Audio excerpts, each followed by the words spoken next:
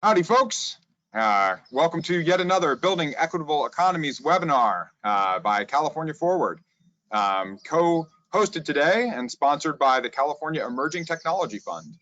We've got a really great content for you today, lots to learn about a key issue facing the state, and that is access to broadband. Next slide, W. And that's me. I'm Michael Weinberg. I'm CEO of California Forward, coming to you live from my porch because I am actually getting Ethernet cabling installed in my house today. So, we're all sort of figuring out this as we go along. I didn't schedule it for this, but seems totally appropriate. Next slide, David. A little bit of housekeeping. Webinar is being recorded. We do ask the speaker to keep their mics muted when not speaking. And the way that we do interaction in these webinars is through the questions panel. So you should see that on the right side of your screen in your little control panel. Ask us questions and I will address them to the speakers. We really do hope to get to a significant number of questions. So you can go ahead and start putting those in right away. Next slide. Okay, many of you know this, but who is California Forward? What are we all about? How does this all fit together? Well, we really at California Forward try to create an ecosystem of equity, and that starts with the evidence. It starts with our California Dream Index that looks at broadband, but it also looks at rental burden. It looks at access to clean drinking water. It looks at incomes above the cost of living, so that we can really understand how we're doing in the state, how we're doing in terms of our different ethnic communities, our different geographic communities, how we're doing by education and by income. And that is what we really ground ourselves in, making progress not based on what we believe is the right set of approaches, but very much based on what the evidence is showing us is going to matter. And then we really ground ourselves in community. So we work with and through our California Stewardship Network, a group of economic development corporations, community foundations, and organizations that really care about advancing the triple bottom line of racial and economic equity, environmental stewardship, and economic opportunity. And then we work together through the California Economic Summit to advance better policies, pass better laws, set the agenda, implement policies, do all that fun policy stuff that you folks care about, or you wouldn't be on this kind of a webinar, and do that through our California Economic Summit working groups. And when it makes sense for us to be the point of the spear on particular issues, we do that through the California Forward Action Fund, a 501c4, which is associated with California Forward. So just a couple more beats on broadband, because broadband is one of the top priorities of the California Forward Action Fund and all of our work this year. We were absolutely delighted to have Governor Newsom announce at our 2019 Economic Summit in Fresno his Broadband for All effort. And we worked very closely with his staff and others to develop the state's broadband action plan. And we think it's a fantastic plan. We'd like to see the elements of it implemented as quickly as possible. And we've continued throughout this time to push on joint legislation to ensure the future funding of the California Advanced Services Fund. And then just this week, along with a really great group of stakeholders, the California Association of Counties, the Rural Counties of California, the Hospital Association, the School Board Association, and others, we put in a request to the California legislature to close the digital divide through an allocation of $8 billion, investing in middle mile, investing in last mile, investing in internet access.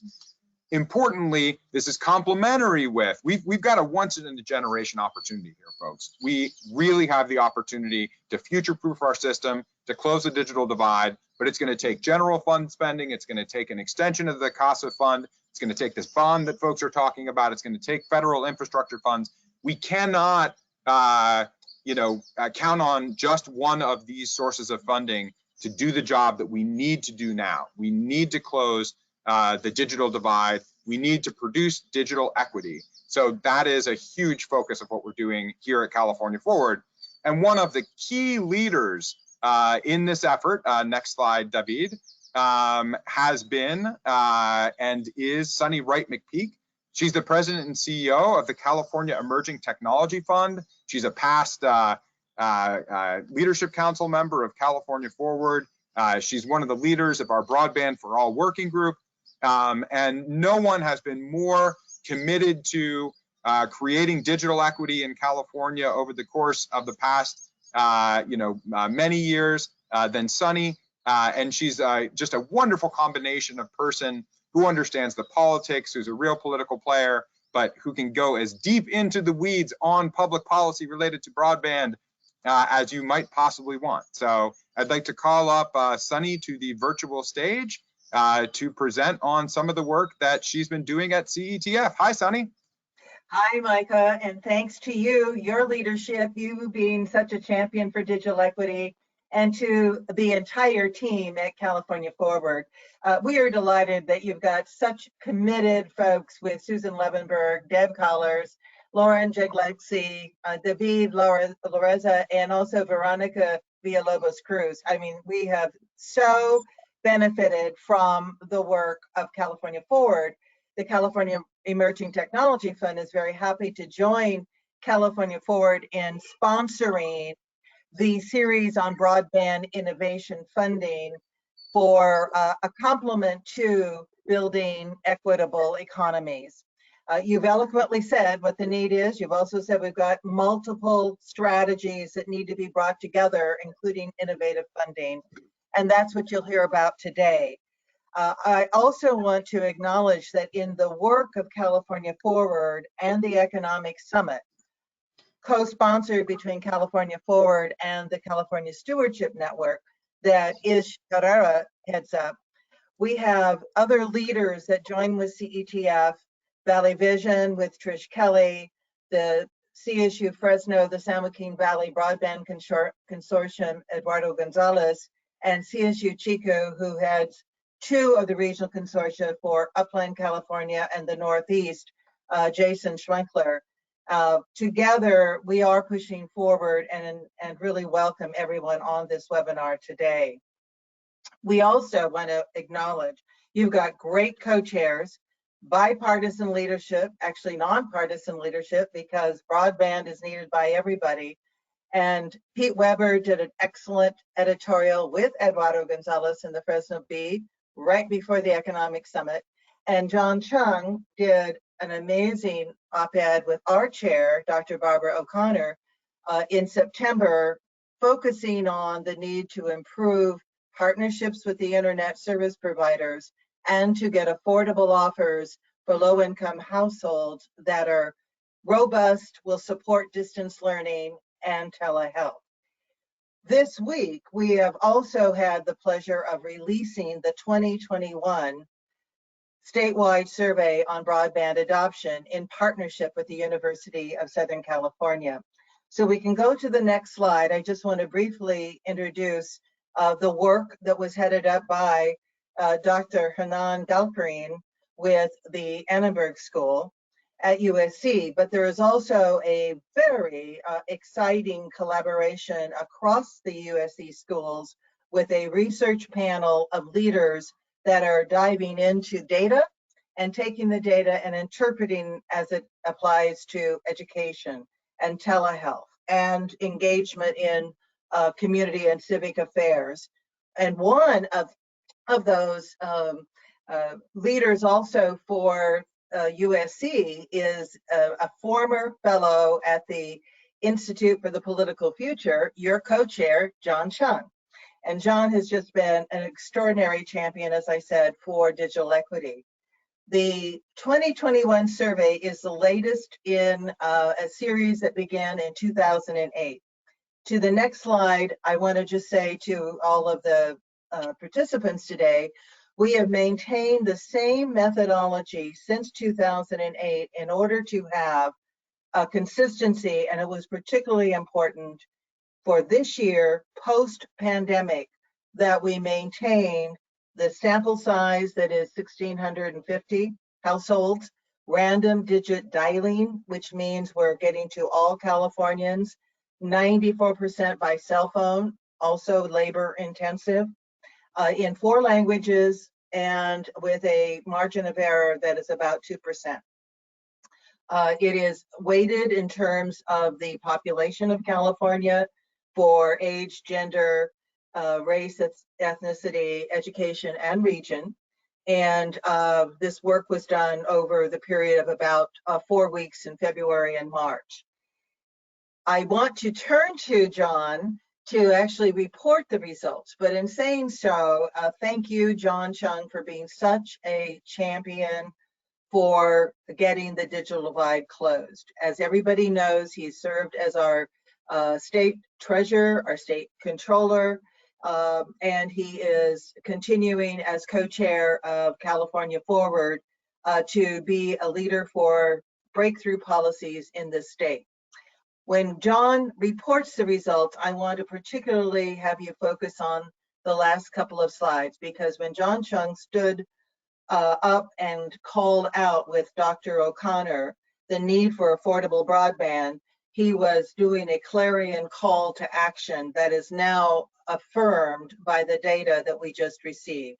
This data, I'll underscore, is the first statewide poll of any state done post-pandemic, so it is literally the latest information to inform achieving digital equity. Ladies and gentlemen, it's my pleasure to welcome a colleague and to thank John Chiang for your leadership. Good morning to all. Sunne, thank you for those kind words of introduction. More importantly, thank you for your unparalleled and stellar leadership on this issue. It's not widely recognized or not well recognized enough, but for your efforts, this state would be further behind. And to that point, I think the case is clear and convincing. Broadband is a modern day necessity. It's not a luxury. We need electricity, we need water, and we need broadband. Now, we all well understand that we're not moving fast enough to address this crisis. The pandemic has exposed and clearly made this issue more relevant to every single California, every single American. What's even more disturbing when you think about California being the world's fifth largest economy, the most entrepreneurial, exciting place in the United States of America, in the world's wealthiest and most preeminent economic engine, is that unfortunately on this very issue, the United States of America is seriously behind. If you compare the United States to elsewhere, if you look at OECD countries, the United States ranks 31st out of 36. That is going to have huge implications to all of us. Let's go to the slides that Sunne referenced. So if you look at, and as Sunne referenced, these are the recent numbers that USC and CETF surveyed for all of us. You could see that in regards to broadband adoption, we see some progress, but don't mark that progress as something that we should be satisfied by. Even though we have increased use, right, that penetration and the quality of it is something to be significantly concerned about. Next slide, please. So if you look across the spectrum, if you look across jurisdictions in the state of California, some of the numbers look good, but you have to understand that this is not an issue that just pertains to one particular area, one particular region, only applicable to a narrow universe. If you look at the penetration in the Central Valley, if you look at it in San Diego, if you look at it in Los Angeles, you see numbers that are about the same. And those are numbers that are not acceptable for California. Next slide, please. And then if you look at the demographics, when you think about the most vulnerable populations, we're not going to be successful unless we lift all. You can't leave significant populations, significant economic contributors, societal contributors behind. And so those numbers, when you're looking at low-income households, when you're looking at Latinos, when you're looking at people that need some support, those numbers demonstrate the extraordinary need and the focus of why we need to bring everybody quickly together to quickly address this issue. Next slide, please. And so this is the key points that Sunne was alluding to, why it's so very important. If you look at this chart, only 30% of eligible low-income households in California are aware of the availability of the internet service offers that are offered by the ISPs. Of these households, only 24%, let me say it again, only 24% have signed up. And of that, we know that that's a mere 9% of the eligible households. There is a clear need. All of us, this is the article that Sunne referenced that Barbara and I authored, penned to make sure that we try to communicate. We have to reinforce this message clearly and forcefully, that there is a change need for the ISPs to significantly increase advertising. They have to expand partnerships with CBOs, right? The CBOs are the trusted messengers and honest brokers, right? We need somebody that people can trust in this system. We have, unfortunately, two greatest lost in institutions and leaders. And it's important that we're all proactive on this effort. The practices at the call centers need to be those such that the digitally disadvantaged are valued as customers, right? They're not looked upon as prey, but they're people that we need to bring into the fold. California is too great a state. Our people are too important for us to be tracking behind North Dakota and other states. That's simply not acceptable. So as we gather here, what is needed and what's California Forward, the Economic Summit, and our partners are pushing, we're pushing for a greater sense of urgency and immediate action. How do you do that? You do that with strong leadership. You do that with clear lines of authority, clear goals and metrics, and timelines, milestones, and accountability. We need a deeper understanding and commitment to assembling the capital stack from both the public and the private sector to make sure that this job gets done urgently and to the best extent and in the best and highest standards possible. Which brings us to the point of this webinar series. In addition to the adequate funding and resources, addressing the digital crisis will also require new structures, new partnerships, and new ways of thinking. That's the hallmark of California. That's the hallmark of the people here today. This gathering today and on subsequent Thursdays, the next two, this series will spotlight innovations under three umbrellas: funding innovations, and today that's going to be presented by E&Y, governance structures, and then private sector innovations. This will be an exploration of what is achievable, scalable, and with replicable solutions. So I wanted to again thank all of you for participating. Let's come together. Let's make sure that we build the best opportunities for all Californians. Great. Thank you so much, John.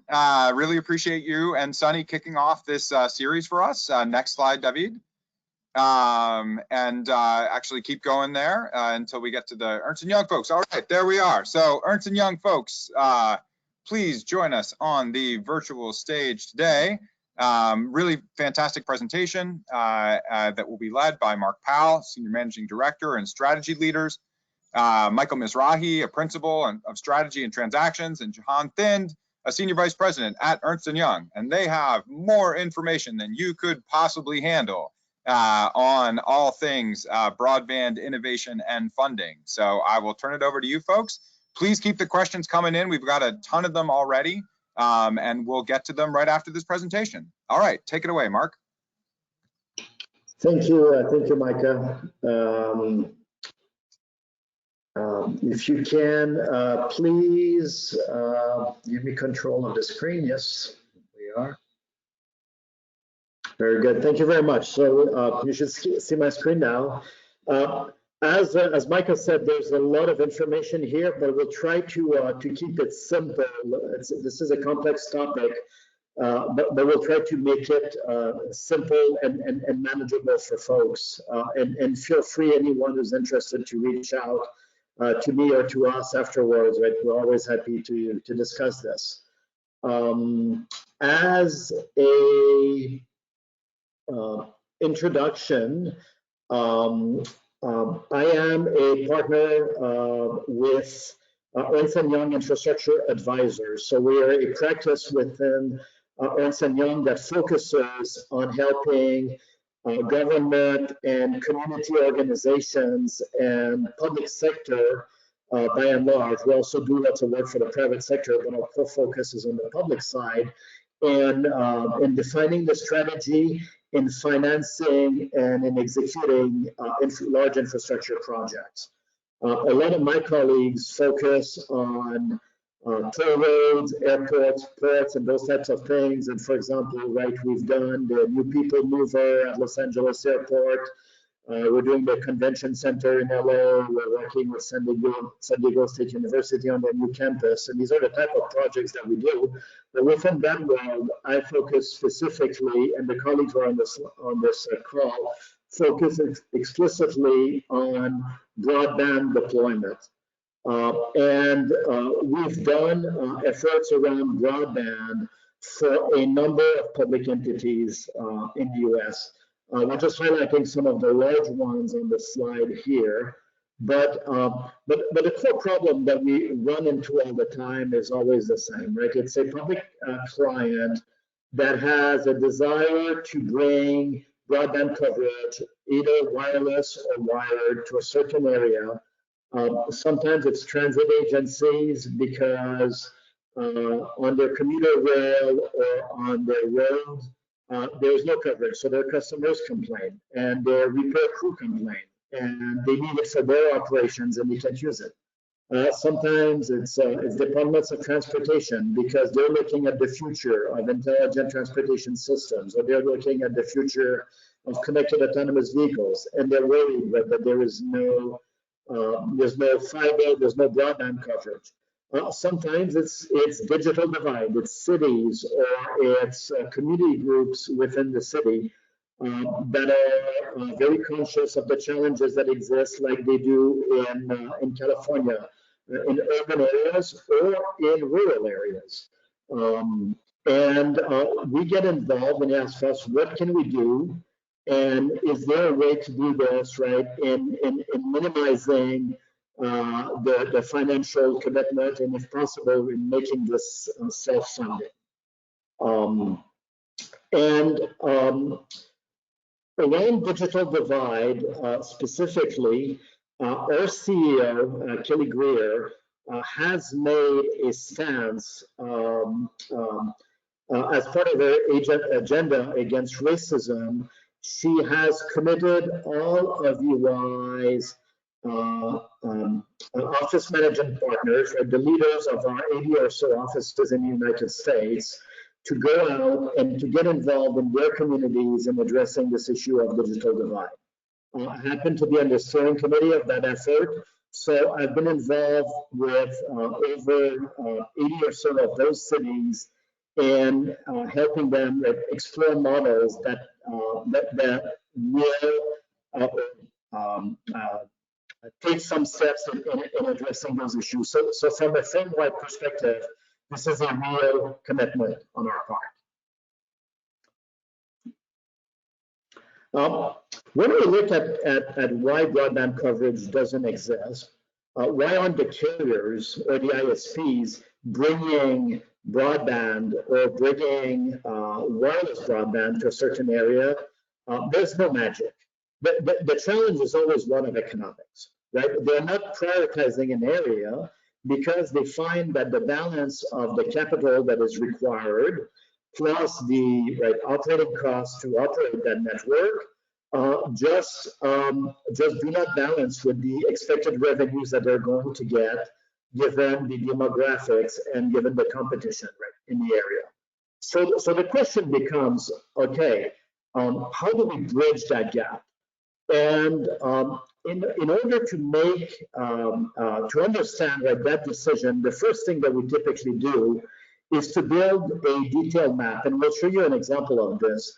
But to build a detailed map in a city where it will be block by block, in a rural area, it might be square mile by square mile, where we look at the demographics or the firmographics of an area, right? So how many people live there, how many businesses, what are the levels of income, what service exists already, what is the penetration of that service, and that gives you a handle on, like, for that street or for that block or for that square mile area, this is how much revenue a provider that were to deploy an infrastructure is going to get. Then we look at the cost to build, right? Is this a rural area with wetland? Is this a rural area that is mountainous? Is this actually fairly inexpensive land to build? Is this urban where there are lots of constraints on the building? And again, we have to get a handle on the capital costs. And then finally, we look at the competition, right? Who's already present? Is the service subpar? Is the service on par? Is that going to eat into the economics of this new service that I'm providing? We have a number of tools that we'll demonstrate to you that we've formed up in working with some of our private sector telecom service provider clients in helping them make those decisions, right? So we come in with a set of tools that allow us, right, to build this economic analysis of what are the economics of putting in a network and what's the revenue side of that equation. Typically, we encounter one of four conditions when we do this analysis, and this is area by area. So this might apply to a neighborhood, this might apply to a block, or this might apply to an entire zone. First condition, it's already covered and it's already good, so nothing to do, that's fantastic.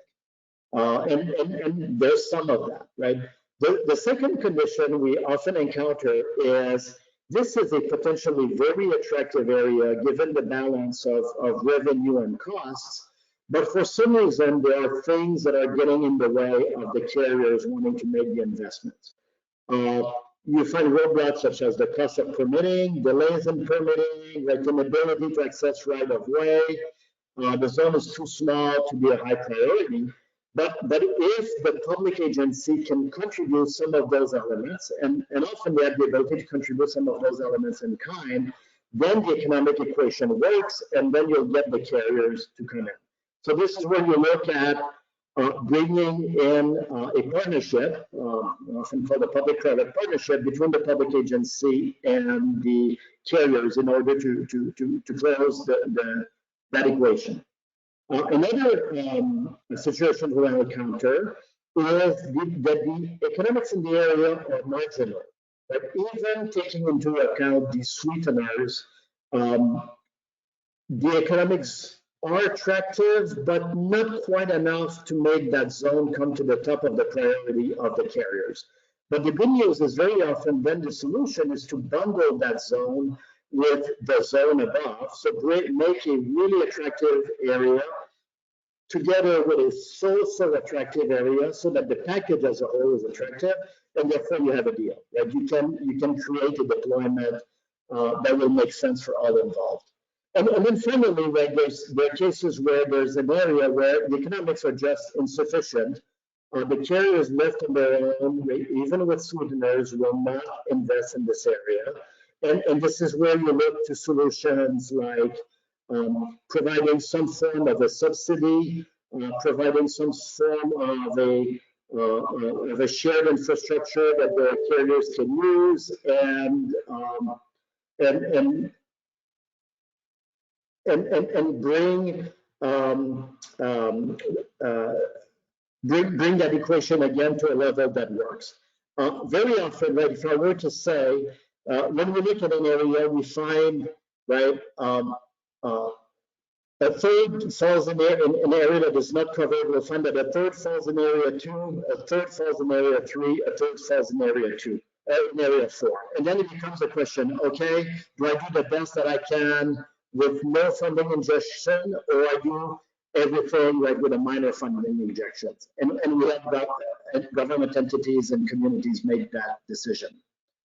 I mentioned to you that this is anchored on a solid economic analysis that is often done on a very granular level, and this granularity is important to understand the economics at a point that it can be actionable. And I'm going to hand it over to my colleague, Mike Misrahi, who is going to give us a couple demos of how these economics analyses actually work and how impactful they can be. So Mike, over to you. Thank you very much, Marc. So hi everybody, as mentioned, Mike Misrahi, I'm a partner in EY-Parthenon. I lead strategy and within telecom and digital infrastructure and work very closely with Marc. The tools that you're seeing are actually built for operators, so telecom operators. And we've been doing this for our careers to do kind of network planning. And most of this is what we call a pecuniary type of return analysis. So I want to roll something out and I want to make the most possible money I can over the life of the asset. So as Marc was mentioning, I'll give you an example. There's quite a bit of data. There's supply metrics, there's demand metrics. There are proprietary analyses that go on top of that, and then there's client data that comes from departments of transportation or from the state or from local municipalities or federal government as well. And now we're kind of using our powers for the public sector. Here is a map though of all the right-of-way in a state. I'll zoom in, and you can see in this particular instance, these are square kilometer squares, and each of these squares is imbued with all of that data I just mentioned. So layers and layers of data. The data is actually mashed together to create different types of data, which is enriched.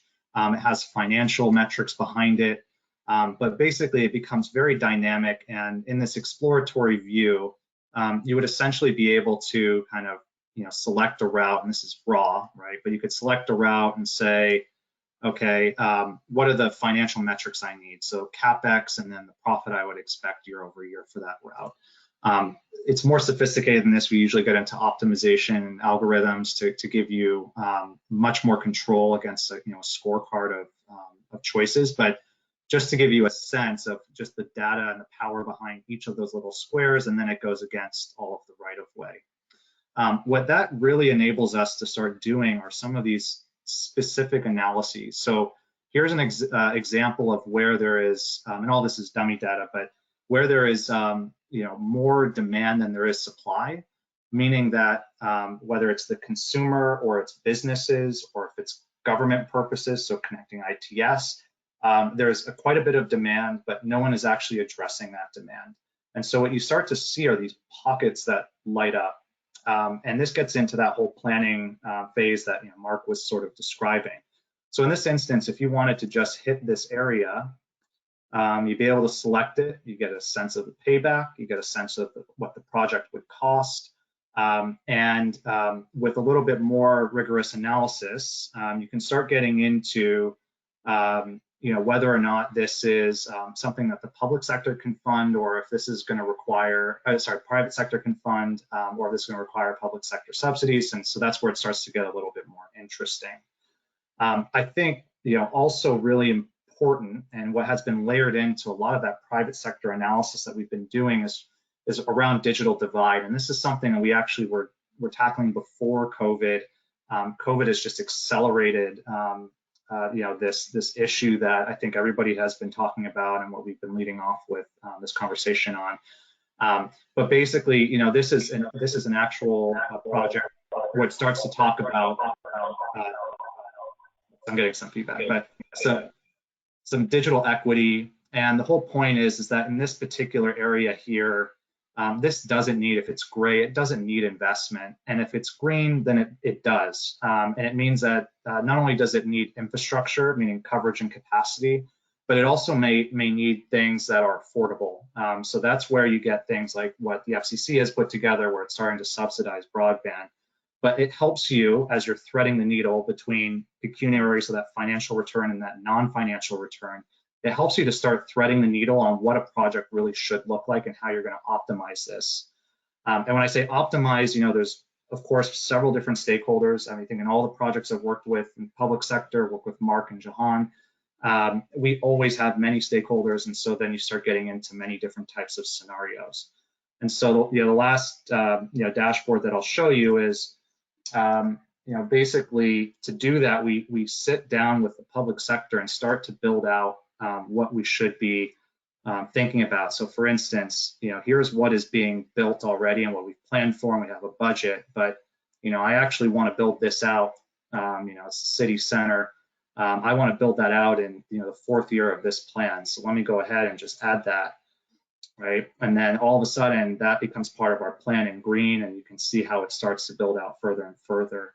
A lot of that is super important when we get into the final double click where it exports into Excel, gives you the business case, and it starts to give you a baseline for what Marc and Jehan pick up and start turning into, okay, how do we finance this? Who are the partners?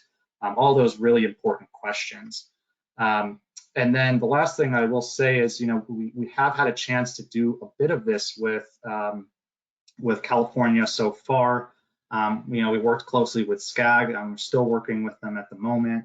But you can already see that there's high-speed broadband, in specific areas of Southern California, and then there's actually not much over here. Again, getting down into that local view. If we start talking more specifically about the type of broadband, it really is only this area that has what is probably future-proof in fiber and DOCSIS 3.1. Everything else is at risk of not being sufficient for future use cases. Again, depending on what your use case is ultimately for the broadband. And then finally, we started to get into some of the discussions about, well, let's solution this, and ultimately you start getting into, okay, what is this going to cost me?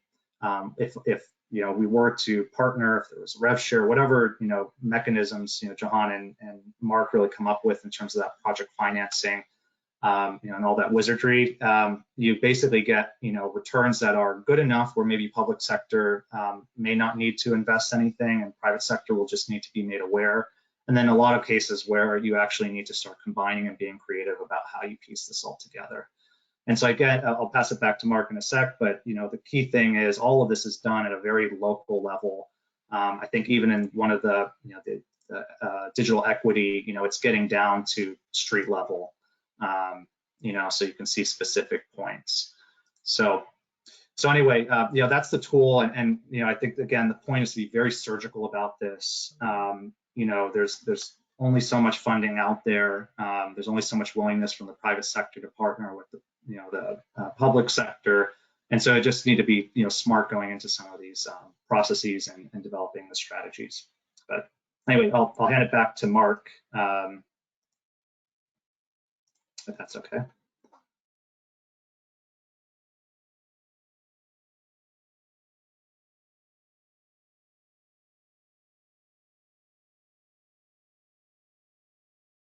All right, Marc.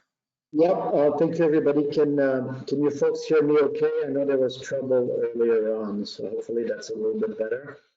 Yeah, it's a little better, thanks. Okay, thank you.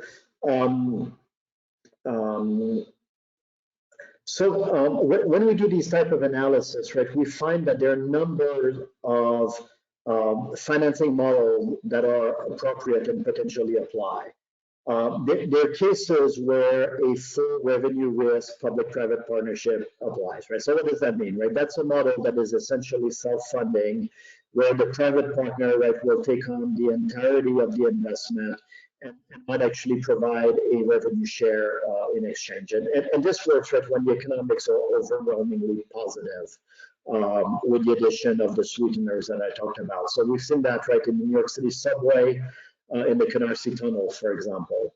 There are cases where a subsidy, where the economics are more marginal, where a subsidy is helpful from the perspective of the carrier, and the public entity has to provide that subsidy in order to get the deployment. And we're seeing this, for example, in rural Minnesota, right, where Minnesota DOT is seeking to deploy coverage infrastructure, a minimum subsidy, right, but a subsidy becomes required. We're seeing some cases where a straight subsidy in the form of a reverse option makes sense. And this really applies only in cases where the bundling opportunities are not significant. So where there's not a balance of very attractive areas and less attractive areas that it makes sense to bundle together, then in that case, right, you might go to the simplest possible mechanism of giving a straight subsidy. And then finally, right, you have some situations where the public entities are capital rich, but poor in an operating budget. And also where the timing of the revenue is uncertain, but we know there's going to be some revenue, and there you can involve private equity investors around some form of a flexible operating concession, and the Pennsylvania Turnpike Broadband project as an example of that. There's a number of hybrid models that exist, but these are the bulk of what we see. I'm going to hand it over to Jehan, who is going to talk to us about how we actually make this equation work. I'll just mention one last thing in passing is that DOTs, right through transportation, can have a lot to contribute because they own right of way that is often very valuable to the carriers. And that's one thing that Caltrans has realized, and SCAG and SANDAG are exploring as well. So that's very important. And I will also say that very often bringing in charities as well as community groups, as well as wealthy individuals in smaller communities is an effective way. And Jehan will talk about an example of where we're doing just that. So go ahead, Jehan. Thanks, Marc. Good morning, all. It's great to be part of today's conversation. My name is Jehan Thind. I'm a Senior Vice President with EY's infrastructure practice based in Los Angeles. Just quick background, I spent the first half of my career in Australia investing private capital into infrastructure assets, and the second half here in the States, working closely with Marc and Mike on various broadband initiatives across the country, as well as other projects outside of broadband with a strong public-private partnership flavor to them. I'm planning to spend just a few minutes talking about how we actually help our government clients take all these ideas and data and insights and turn them into a real sort of deployment strategy and actual real deployment of broadband to needed areas. So next slide, please, Marc.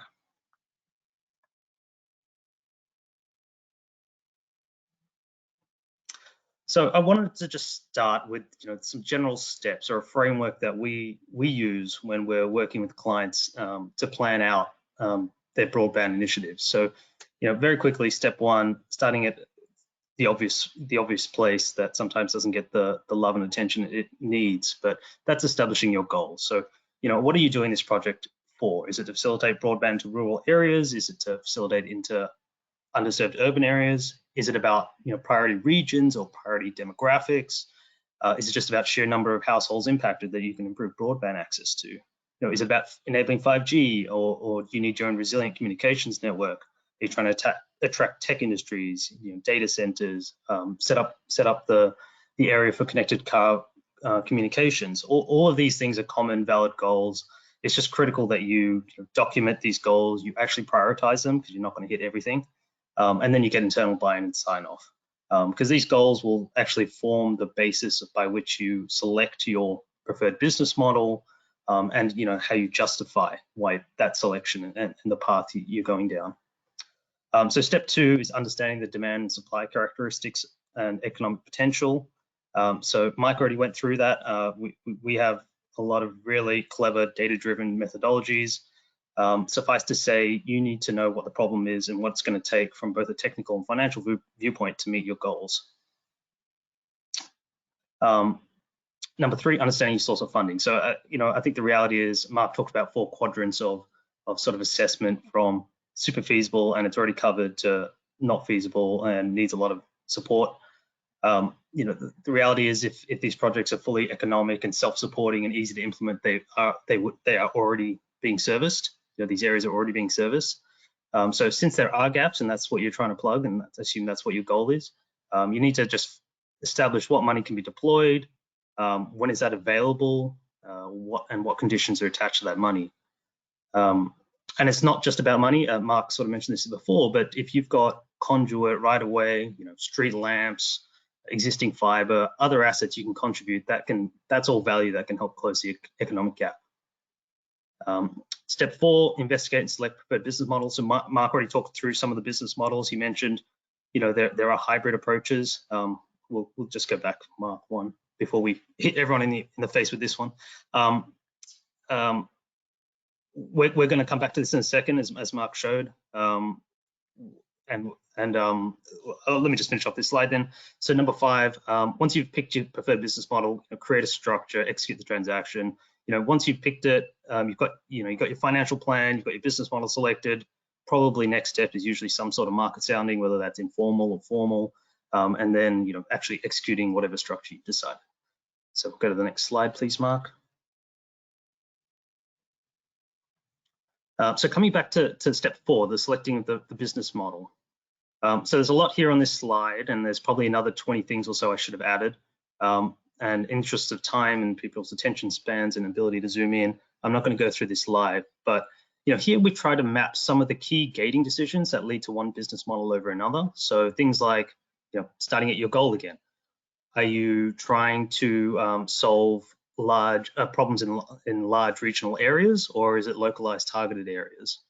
Depending on that, you might be heading towards a fiber backbone sort of solution versus everything else or everything combined.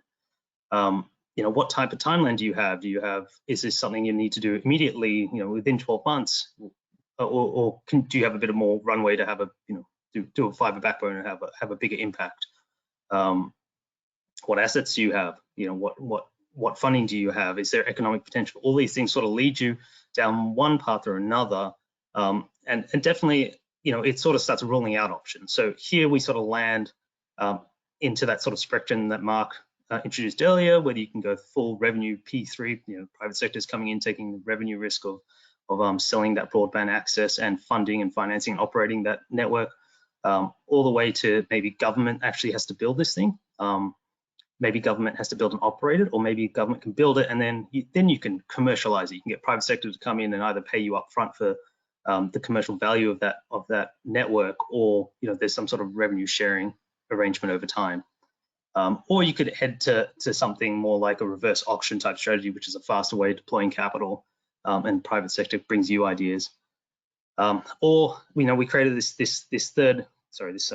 seventh bucket as of yesterday, called community led, and that's really a model. And if you can see where the arrows point to that, that's something that's sort of when you get to the decision points in this tree where you're not really sure where the funding is or how you're going to actually fund the project. You might end up at this sort of community-led business model. If you can just go to the next slide, Marc. And just, as Marc updates the slide to the next one, what I mean by community-led, and this is an approach that, we're using in multiple cities around the country, and something, we're very actively doing in St. Louis right now. It's really about doing similar steps that I showed earlier on, understanding, setting up your goals, understanding the needs and supply and the economic value of where you want to put the introduce broadband or add more broadband. But then, you get to box 3, and apologies, small text, but this is sort of where you have this parallel process where you bring in community stakeholders. So other government agencies, not-for-profits, charities, telecom carriers, device providers.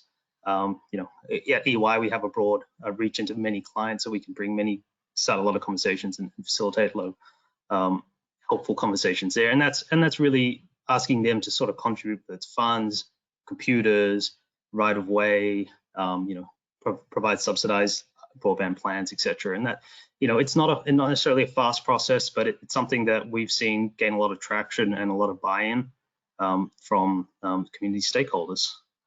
And so that's, running out of time, so I'll pass it back to Marc. Yeah, thank you. Great. Thanks, Jehan. Thanks, Marc. So we've got a bunch of different questions that I'm interested in folks' perspectives on. So if you could go to the next slide there, David, just to give folks a sense of how to get involved in the effort to bring digital equity to California. Let's jump into some of the questions, and maybe Sunne, if I could bring you up for some of these. We've got a lot of questions about the Biden relief plan, both the one that was passed currently, potential infrastructure spending from another plan later in the year. How do we think about how the, those investments, the $10 billion that we've heard about, align with what we're trying to do here in California with our current funding proposals? And it looks like you're on mute still. Oh, thank you, Micah. And I actually have also provided some written answers to the questions that California Forward can share, but they're complementary. So the first thing to understand is that we need a lot of investment in high-speed internet infrastructure in California. We use the term broadband. In state law, that is a term that refers to high-speed internet infrastructure, including wireline and wireless. And also, I will note that there's new satellite technology, low orbit satellite networks that can complement that. We're looking to need on the order of about 14 billion or more in California for infrastructure, and on top of that is adoption. And so, as you pointed out, the letter you have done with CSAC and others around, one option is a $8 billion investment right now out of dollars that the state has. We're continuing to pursue, as you said, also at least $1 billion out of the California Advanced Services Fund, at least another $6 billion out of GEO bond funding. What that does is not only jumpstart economic recovery for California, but it puts us first in line to be both shovel worthy and shovel ready to get our fair share of at least the 100 billion that the federal government is allocating in both infrastructure for deployment, and then there'll be other dollars for adoption. We are working with a coordinated effort and strategy between the state and federal government. We still need a lot of money, but let me underscore, there's no other investment that today, given how reliant we are on internet, gives us a higher return on investment. Now you're on mute. Maybe I could bring up, folks from the Ernst & Young team. We had a number of questions that I'm going to kind of put together around technologies, and Sunny, happy to have you, continue to talk about this as well. So there are a mix of technologies, satellites, wireless, fiber, and so on. How do you folks, when you're advising, public entities, and when you're thinking about, these types of expenditures, how do you think about the different mix of technologies that are out there? And then to bring in another question, how those are suitable for different purposes, given the speeds and quality that they deliver? Yeah. So I would bring it back. Can you hear me okay? Well enough. Well enough, okay. Yeah, so I would bring it back right to the needs assessment, right? Because wireless technologies and wired technologies don't necessarily have the same performance in all cases, and there are cases where one is clearly preferred to the other. I will say also, just to keep it simple, right, that increasingly there are wireless technologies that emulate wired technology to someone's home, and those are increasingly important, and especially in smaller and more rural communities, and allowing the connection of communities. And this is one area where public entities can play a role in enabling a backbone and then allowing for smaller providers to connect to that backbone at a low cost. And if I could just add, Marc, to saying, yes, thank you, Marc. There's always a positive aspect to innovation that increases competition and consumer choice. That also has an effect of controlling costs, if you will. There has to be always a lens in terms of the functionality for the end user. That can be you and me at our household. It's a student trying to do distance learning. It is a patient trying to do digital access to a doctor. So the functionality is really important of the technology. What we do know today with all of the end user technologies, wireline, wireless, is we need fiber backhaul and fiber backbone. Even 5G, which is going to help us with the Internet of Things, that needs to have, has a signal into all of our homes to control the Internet of Things, all of our gadgets, requires fiber within about 1,000 feet. So we need to understand that we're betting today on innovation and choice by investing in fiber middle mile. Great, thanks. Well, I mean, so let's talk affordability, right? You know, we can create broadband. It's not, people don't automatically connect to it, and of course we make them pay something to get to it. So, you know, when you know, Sunny, when you're thinking about your work here in California, Marc, when you folks are thinking about your work here and across the nation, how do you think about the type of broadband infrastructure investments and the other steps that we take to really ensure that those, you know, statistics that John raised at the beginning of the presentation about cost being the barrier are really addressed as a part of this? Yeah.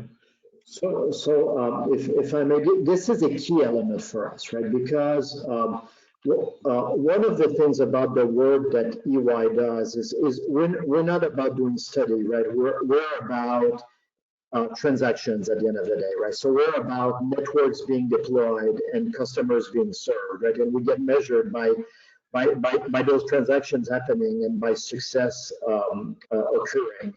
And one of the key values that we can bring, and which I'm sure you gathered in this presentation, is the shared understanding of the economics and the funding requirements, right, between carriers and between public entities, so that the communication, right, is done on an even playing field, if you want, right? So in simple terms, right, if we end up in our analysis saying, like, you know, this really requires, right, a $5 subsidy or a $25 subsidy per household in order to make that network feasible.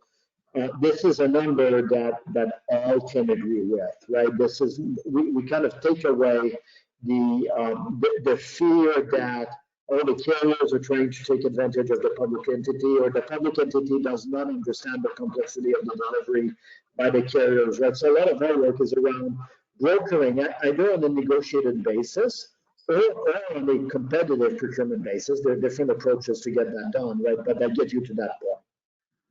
And as you know, Micah, Governor Newsom made affordability a major issue in his executive order, and it's also addressed in the Broadband for All action plan.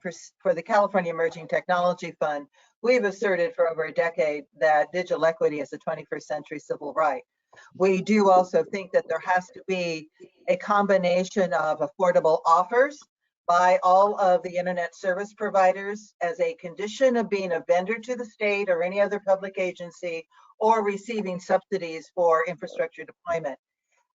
Assembly Member Eduardo Garcia has AB 1176 that addresses this issue. It still doesn't go as far as we are advocating and supporting the Assembly Member to do, which is to talk about net equality as well as net neutrality, and to use the procurement strategy. But that's, of course, the biggest finding in the CETF USC survey on affordability, or survey on adoption, is affordability is the biggest hurdle to getting everyone online. Yeah, absolutely. Well, let's see, one more question that came in, not really out of left field, but definitely as long as we're talking about innovations, we had a question about social impact bonds and whether that kind of innovative funding mechanism might help in areas where the economics don't work out in the way they do in certain other regions. We certainly think they can. Right now, we're considering a pilot with the mayor's office in the city of San Jose. Mayor Liccardo is looking at a model of social impact in order to actually generate revenue to support low-income households being connected to pay for their service. So yes, there is a role, and I would say in the model that Ernst & Young put forward of government-led or public-led, the negotiations that can go on and an innovative component can be a social impact fund. Awesome. Well, thank you so much, Sunny. Thank you, John, Chung. Thanks to Marc and your team, Michael and Jehan. A tremendous amount of information, as we shared in the chat. All these slides are going to be available. The recording will be available. It's a sort of recording you're probably going to have to listen to 5 or 6 times to make sure you got all the amazing information that Ernst & Young shared with us. So I guess I'll just conclude by saying, and David, if you could put it on the next slide, because this is just one of three. We're going to be looking into broadband governance innovations. So I'll just conclude by saying broadband is both a crisis, but also a reason for hope, because although there are still millions of Californians that are not connected to broadband, and especially millions of Californians, even more, that are not connected to affordable broadband at the speeds that you need to participate, we've made tremendous progress in just a few short years, thanks to the leadership of Sunne and CETF and so many other folks on getting people connected to broadband. So we have more work to do, but it's not one of those things that we look at in the California Dream Index where we haven't moved the needle at all. We've moved the needle, but there are still millions that are not connected. There are still tens of millions that don't have the speeds or aren't able to connect at the price point that they need. So so much more work yet to do, but what we've been able to accomplish so far makes me hopeful. So thanks again to Ernst & Young. Thanks again to Sunne and John, and we will see you next week on Thursday. Take care, folks.